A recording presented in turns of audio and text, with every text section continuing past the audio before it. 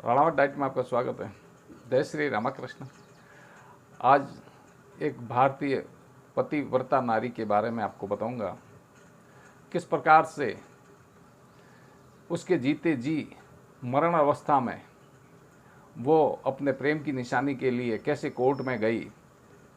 जहां अस्पताल ने इनकार किया, वहां कोर्ट ने उसकी मदद की और अपने पति के प्रेम को अमर बनाने के लिए उसने जो बाधाएं लड़ी और उस संघर्ष में पति को खोया। पति कोरोना काल में मर भी गया और जिसका हॉस्पिटल में बिल 1.5 करोड़ का बना दिया गया था।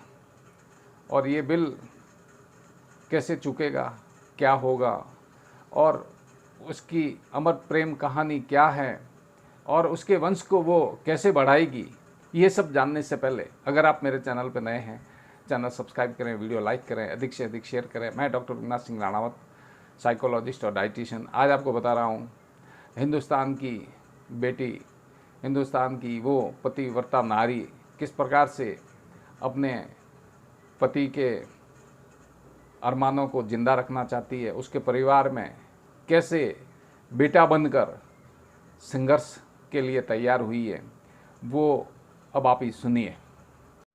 24 जुलाई 2021 की न्यूज़ है। ये भास्कर, खास दैनिक भास्कर पेपर है जो उदयपुर से छपा है। डॉक्टरों ने पति की मंजूरी बिना स्पर्म देने से इनकार कर दिया था।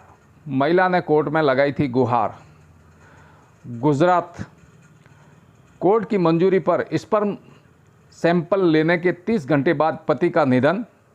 पत्नी बोली, बेटा बन ससुराल में रहूंगी, दोबारा शादी भी नहीं। भास्कर न्यूज़ बड़ोदरा। पति मेरा प्रेम है, उनकी सभी जिम्मेदारियां मैं निभाऊंगी।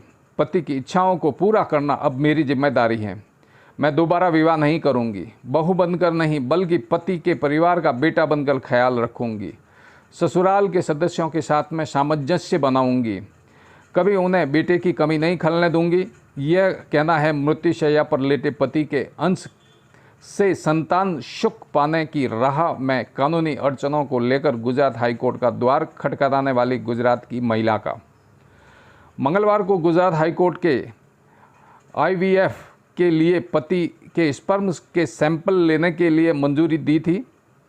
आदेश के बाद रात 8:15 बजे अस्पताल द्वारा सैंपल ले लिए गए थे। इसके करीब 30 घंटे बाद गुरुवार मध्य रात्रि 2:15 पति का निधन हो गया। मूल रूप से अहमदाबाद की रहने वाली महिला और भरूच मूल के उनके पति कनाडा में 4 वर्ष पहले एक दूसरे के परिचय में आए थे। तभी दोनों ने जिंदगी भर साथ निभाने का फैसला लिया था। कनाडा की स्थायी नागरिकता मिलने के बाद दोनों शादी करना चाहते थे, पर दोनों परिवार इस रिश्ते के लिए राजी नहीं थे, इसलिए बात नहीं बन पा रही थी। साल भर तक काफ़ी मनोवल के बाद परिजनों ने अपनी सहमति दे दी, पर दोनों शादी करने भारत आते इससे पहले कोरोना संकट शुरू हो गया। इसके चलते पिछले साल अक्टूबर में दोनों ने कनाडा में ही रजिस्टर शादी कर ली।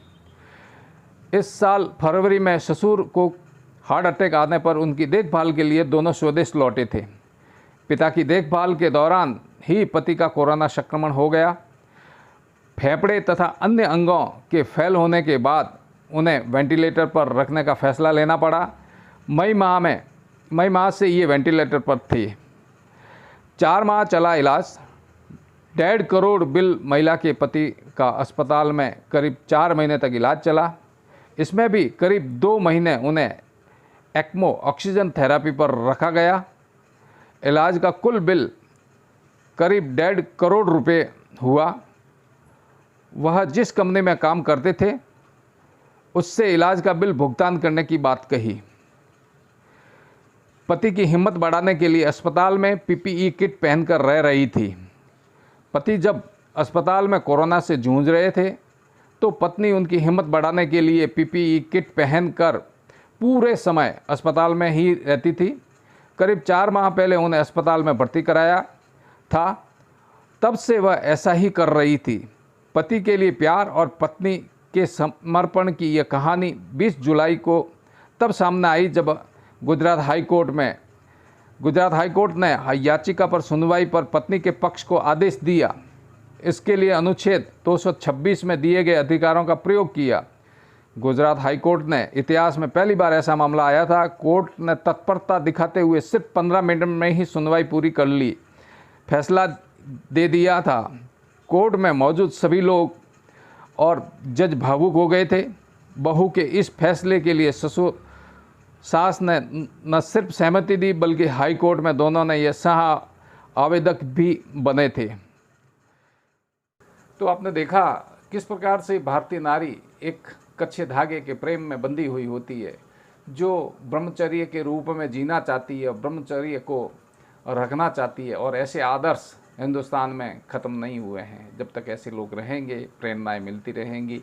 इसलिए पश्चिमी सभ्यताओं में रहते हुए भी हिंदुस्तान की संस्कृति, भारतीय संस्कृति को अपनाए हुए बैठे हैं। तो आपको भी कोशिश करनी है कि अपने मन के ऊपर काम पे कैसे नियंत्रण करके हम अपने पारिवारिक ज़िंदगी के दायित्व निभाएं। काम ही सब कुछ नहीं है। कोई सार्थक टिप्पणी करेंगे तो सार्थक टिप्पणी का जवाब दूंगा। मिलते हैं नए अपडेट वीडियो में। तब तक के लिए जय हिंद, स्वस्थ रहें।